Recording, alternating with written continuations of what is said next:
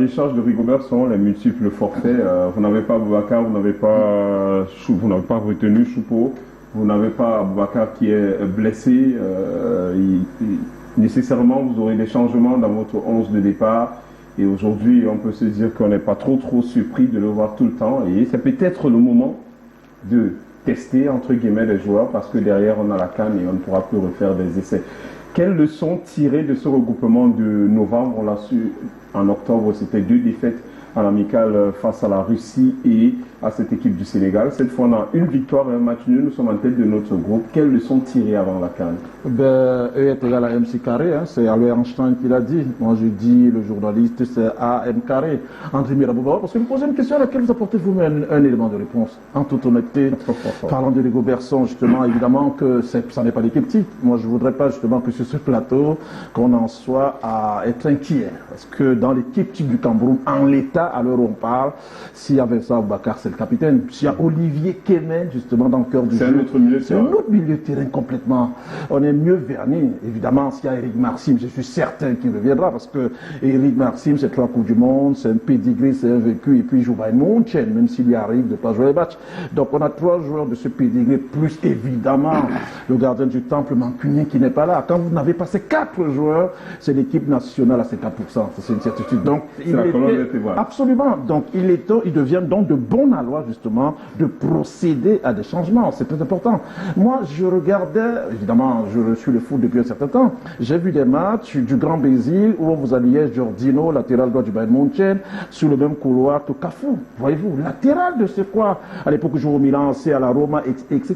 Mais d'autres justement pouvaient crier sur le sélectionneur du Brésil de l'époque pour lui demander, pour lui poser la question de savoir, mais comment tu alignes 2 arrières droits au même match? Mais justement, parce que quand le Brésil joue en Bolivie à la passe, sous 3000 mètres d'altitude où on a la peine à respirer forcément, il faut d'abord consolider les acquis.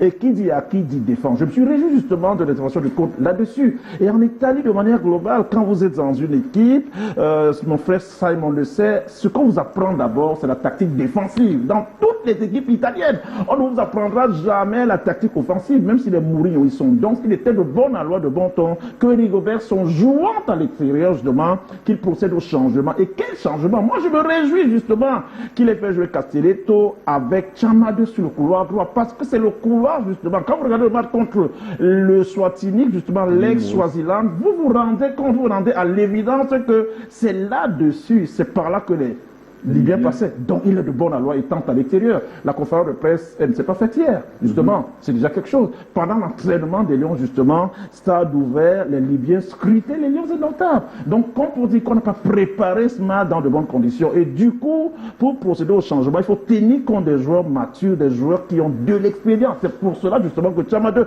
ne peut pas être aligné d'entrée de jeu comme latéral à proprement parler. On le fait jouer avancé et on bascule Castelletto. C'est tout à fait bénéfique comme ça. Bon, maintenant, après, pour finir vraiment en 30 secondes, le Rigobertson, comme l'a dit mon jeune frère Raphaël, je suis tout à fait content parce que tout au moins on a produit du jeu. Simon le disait, contre Burundi, première mi-temps, catastrophique. Contre l'île Maurice, première mi-temps, encore vraiment, on s'est posé la question. Au-delà même du fait que la première mi-temps, elle était possible. Je souhaiterais même que l'Académie française, justement, se réunisse comme le fait tous les ans pour nous ressortir notre vocal. Parce que la première mi-temps, insipide, tout ce que vous voulez, qui puisait à Japoma contre l'île Maurice, elle est catastrophique. Mais après, en deuxième mi-temps, on va chercher cette victoire. Non, Rigobertson, pour une fois, moi j'ai plutôt l'impression, Simon, c'est vrai qu'on le sait, hein, en réalité, c'est toujours les adjoints. Moi j'ai scruté, vraiment, donnez-moi une minute. Moi j'ai regardé pendant la CAN les entraînements du Sénégal, j'ai fait le déplacement à Bafoussam. Quand vous regardez le Sénégal, justement, pour les minutes qui étaient consacrées à la presse, l'entraîneur du Sénégal restait en tribune, justement. Mais c'est les adjoints, les blancs qui puisaient, justement, qui préparaient tout. Ils venaient une minute dire un mot et allaient se rasseoir. C'est comme ça que ça se passe. On sait que c'est mis, justement, qui tient le rôle à l'entraînement. Ça, c'est sûr de tout le monde. Mais il n'en demeure pas moins que Rigobertson en est le manager général sélectionné. C'est pour cela que moi, je pense, pour finir, que Rigo, honnêtement, pour une fois, est en train de s'améliorer dans sa communication. Il est en train de s'améliorer dans sa réceptivité, dans sa réception et surtout dans ce qui sait faire le mieux, c'est-à-dire sélectionner. On a Chamade aujourd'hui qui demain pourra être un latéral de métier et on pourra retrouver Casemiro, pourquoi pas en charnière centrale. Moi, c'est autant de choses que je relève de Rigobert Song. Et pour une fois, vraiment, j'ai envie de l'applaudir. À contrario du son, il y a 18 mois, quand il prenait la tête de la sélection, il ne semblait pas, même si en 2019, on a couvert 7 cas, il était sélectionneur, c'était bien. Bon, super, merci.